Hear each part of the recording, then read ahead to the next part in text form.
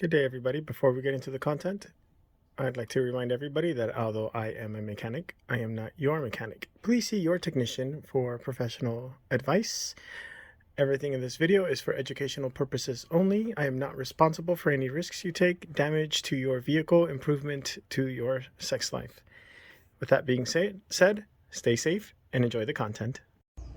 What's going on YouTube? Messing around here with the 2019 GMC Acadia.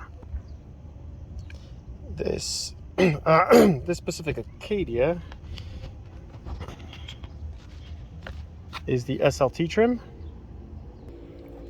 and it comes with a 3.6 liter V6 engine. And as you can see, I've already gotten to work.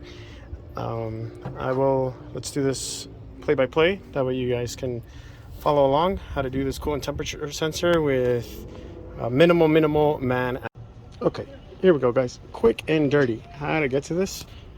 Don't need to remove the air box, the ducting, none of that stuff actually. So I just stick my flashlight down there. I don't know if you guys can see that little piece of copper. Let me see. Let me stick this in there. There we go, right at the bottom of my little extension. That is the engine coolant temperature sensor I'm tapping on right there. So I inadvertently broke the clip. I wasn't as careful as I should have been with it, so this kind of slides out. I don't know, I'll probably put some, like a dab of JB Weld or something when I'm done with it. But anyways, I did want to show you that this in fact does work without having to remove the thermostat, the intake housing, blah blah blah blah blah. Not having to remove any of that stuff. So I will show you later in the video exactly what socket combo and all that stuff I used to get this to work. Because if you get your traditional socket set, it doesn't fit in here. I'm making myself look bad on camera. All right, good job. Hell yeah. There we go. Got it. And that is perfectly guten in there. And now, you know, I can get my ratchet down here, my gun, whatever I need. If you already know exactly what socket, combo, swivel, extension, all that stuff I'm using, then, you know, you're good here. But if you go out and you get your number 15, and you stick it in there, and you find that no matter how much playing around you cannot get it on that sensor, then stick around and I'll show you the SKU of what I bought and what the setup is, so that way you can replicate it and get this done pronto dente. So here's a new sensor, direct from GM. So this is a 15. So the 15 will fit on there, and that is the size of the nut head going around it. So you don't necessarily need the deep socket. So what I did to get a socket in there, just have this simply set up. I actually went out and purchased a quarter inch drive 15, and that luckily that did two things for me. Number one, it was just a little bit shorter than all the other 15s that I had, and that little bit of height difference is actually what allowed me to get this sensor without having to remove the thermostat, without having to finish removing the rest of the intake manifold and whatever the heck else would have been involved with this job. So I ran down to AutoZone, $6-7, and I saved myself a lot of heartache. You know, draining the system and all that good stuff. I know probably the proper thing for this job is to also do the thermostat simultaneously. However, the current situation, as of filming this video, those thermostats are 3 weeks on back order. I tried all these different online retailers, couldn't get it, but we could get the sensor. So I figured at least, hey, let's at least do the sensor.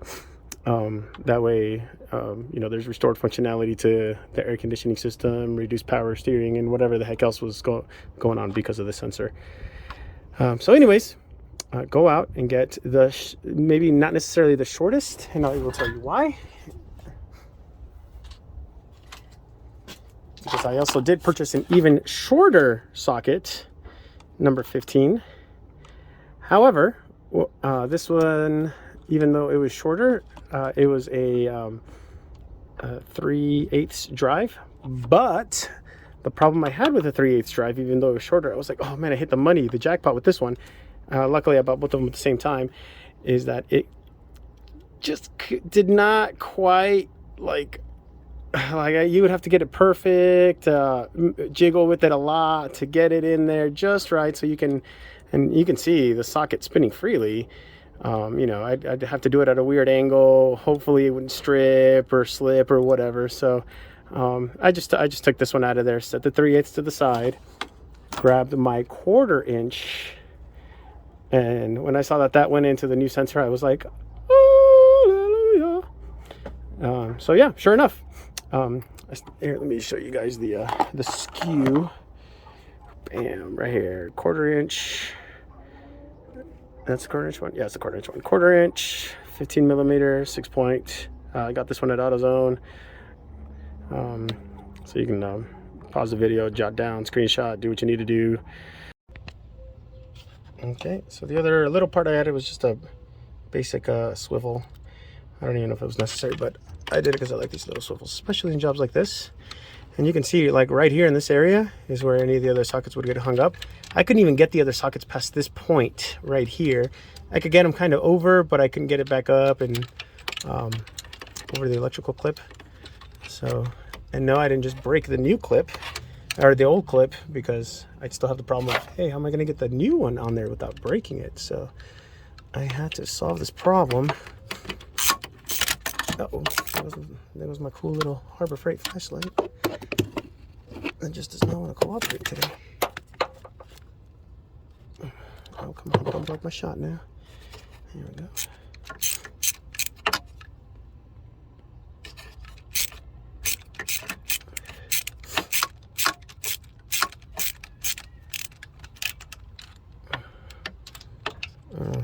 Looks like I'm running out of space again.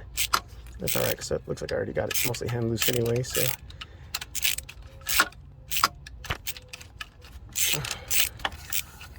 Woo! Wow, I thought that was already nice and warm. Nice and cool. I was wrong. That was not nice and cold. So, note to self, you will still have to drain some coolant out. Regardless, I'm not gonna lie, when I thought to do this job, I was like, oh, it's okay, I'll just take out the old one and put the new one in really, really fast. Little did I know it was going to be in the most difficult position ever. So, thank you GM for that. And whatever engineer thought this would be a great idea. For the record, this car had been sitting for a minute already. I thought it would be nice and cold, but I guess not. So there's my socket. Do I need to get some pliers? Is this even magnetic? I have no idea. It's copper, right? Should work. If it is, it's not magnetic enough, so that's nice. I'll just get some long needle nose since it's already nice and loose. Fight me! I still did not expect that coolant to shoot up at me. I'm just happy I had some kind of reaction time on there. And voila. Hope you enjoyed the content.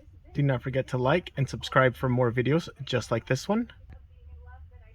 If there were any tips, tricks of the trade that you would like to share, please leave them in the comments below so you can help any other technicians, DIYers. As always, please stay safe. Have a great one, everybody.